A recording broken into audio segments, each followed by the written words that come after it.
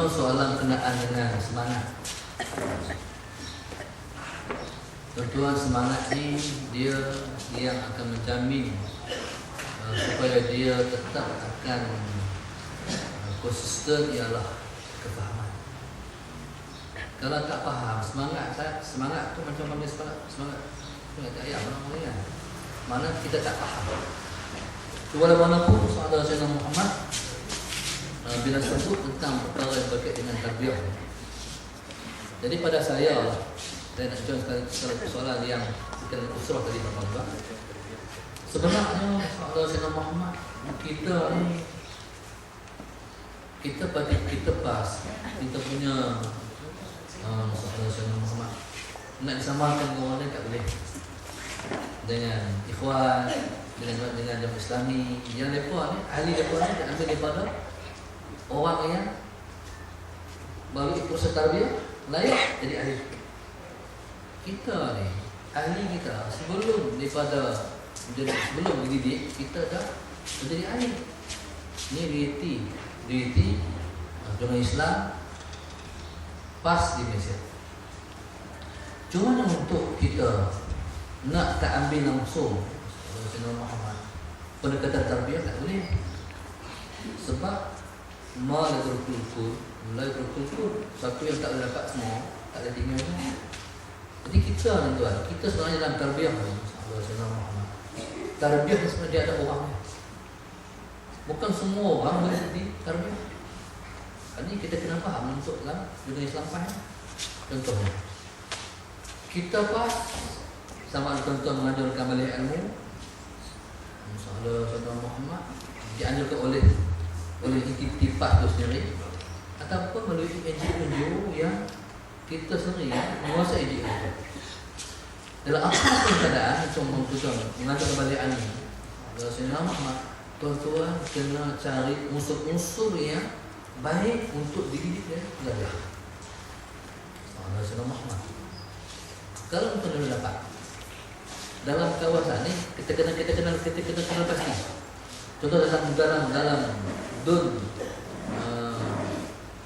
di Mudabaya ni berapa kita ada kelas-kelas pengajian yang kita kena kuasai. Kalau contoh saya kata lima kelas pengajian, ramai orang Tok Guru dia faham perjuangan Saudara Sayyidina Muhammad, tuan-tuan. Dalam ramai-ramai tu kita ambil 5 orang sudah untuk mereka awal. 5 orang sudah. Ini untuk dididik. Maknanya Saudara Sayyidina Muhammad kita kenalkan apa yang dikatakan oleh gerakan Islam. Di orang ni lah yang diusrahkan setiap minggu. Tuan. Bila 5 orang tu tak akan dia tak cukup lagi.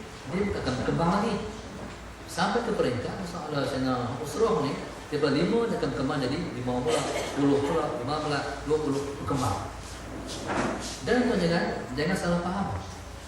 Bila kata usrah pah ni dia mesti usrah yang dianjurkan oleh lajnah tarbiyah kawasan, tak semesti.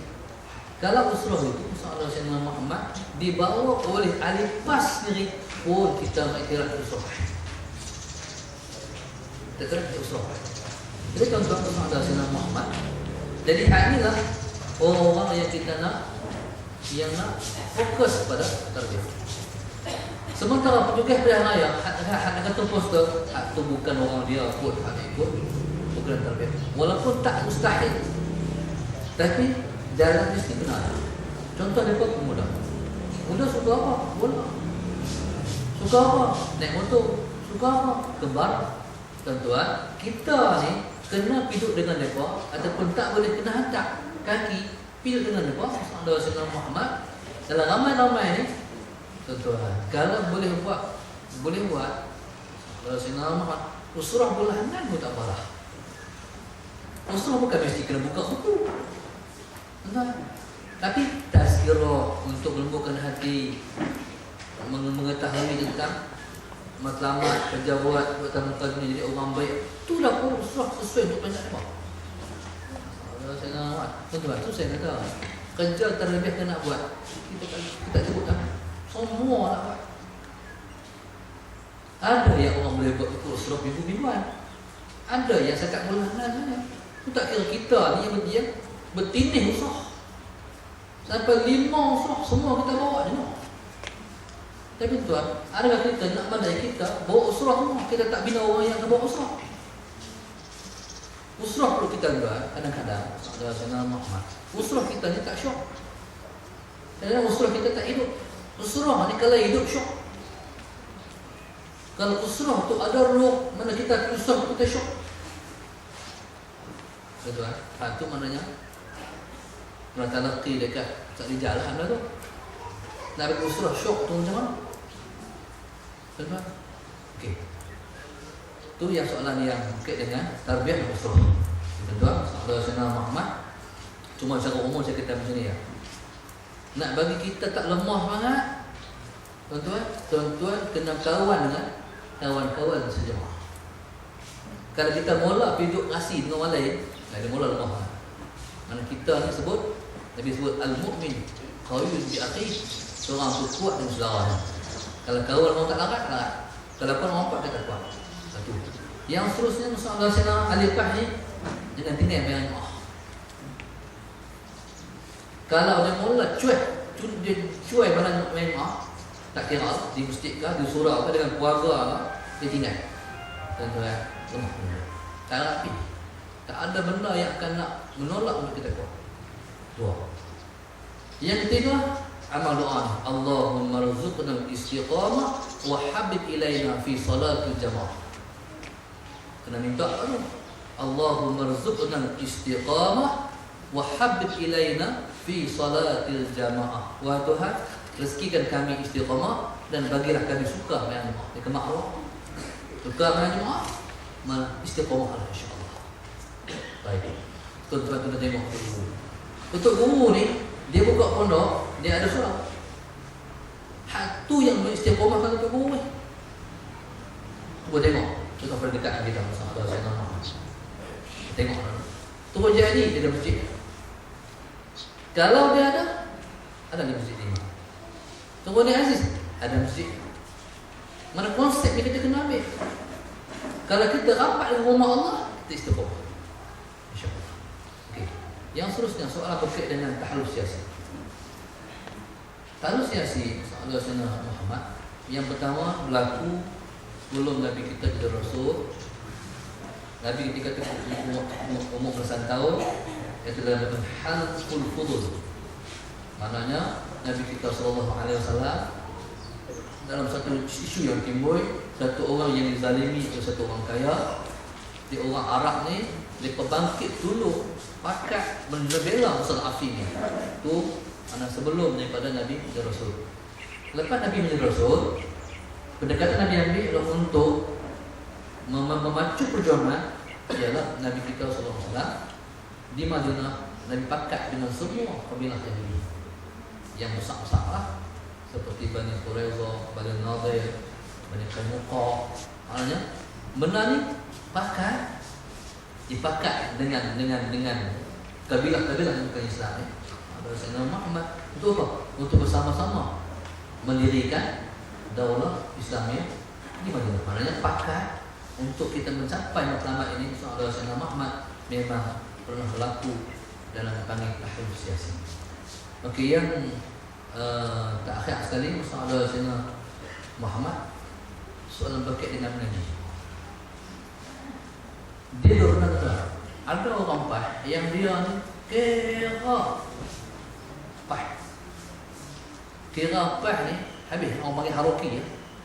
Haroki subuh sampai heret file lah. Kira sakar lah, kira haroki. Sudah. Mengaji tak mau buat.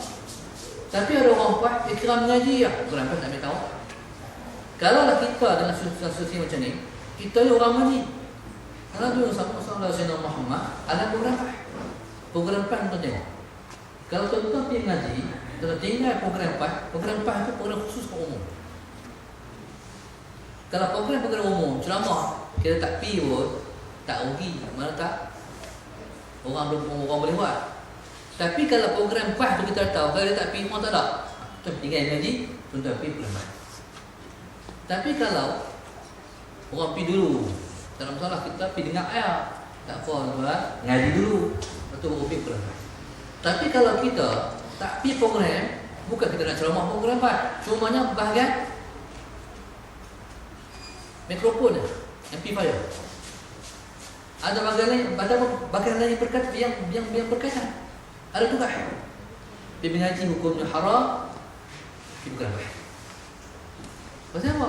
Sebab kita tak pergi, kita dah keluar daripada satu benteng dia. Anta thukratun min thukril Islam, fala ya'tiyana ahadun min qibali. Kamu kata Nabi ialah satu benteng daripada benteng-benteng Islam. Benteng Islam bukan berceramah, hak bagi berdongok nak masuk kotak. Hak siapa nak habis berceramah. Siapa yang bahagian amplifier? Siapa yang bahagian parking? Tuan-tuan, itu benteng Islam. Kalau kita tinggal bahagian parking, lalu tengah ceramah ni, jalan tan sesak. Setan daripada pukul 8 sampai pukul 12. Tuan-tuan, hal lalu tu terlompat dan dosa. Dia tengok, kita pegang apa. Kalau kita nampak Rasulullah Sayyidina Muhammad, kita pegang tu satu posisi yang penting. Tuan-tuan, ingin ni. Nah, jadi ini dipanggil kefahaman dalam Quran. Wallahu subhanahu wa ta'ala.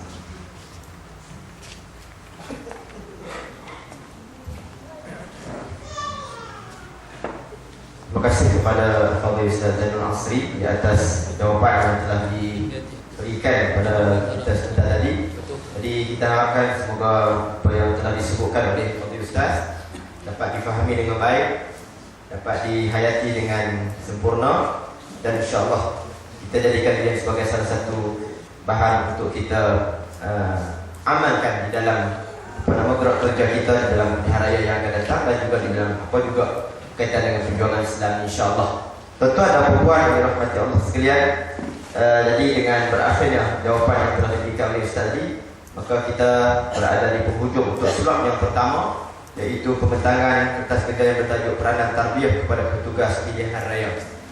Jadi insya-Allah lepas ini kita akan berehat sebentar, lebih kurang 10 minit diberikan untuk tuan-tuan rehat untuk ketandas dan sebagainya. Tetapi tidak mungkin ada minuman yang masih lagi berbaki pagi tadi tu, boleh minum balik. Dan insya-Allah kita akan terus kemudian kepada pembentangan kedua yang akan disampaikan oleh Al-Fadhil Ustaz Muhammad Azam bin Abdullah, Siusaha Lajnah Tarbiyah PAS Pulau Pinang. Beliau pun telah berada sejak pada tadi. Jadi insya-Allah kita beri masa lebih kurang 10 minit dan kemudian kita akan sambung kembali pada lebih kurang kira-kira pukul 10.45. Wallahu a'lam. Kita tangguh dahulu dengan membaca tasbih kafarah dan suratul Asr. Subhanallah wa bihamdihi, subhanallah wa bihamdihi.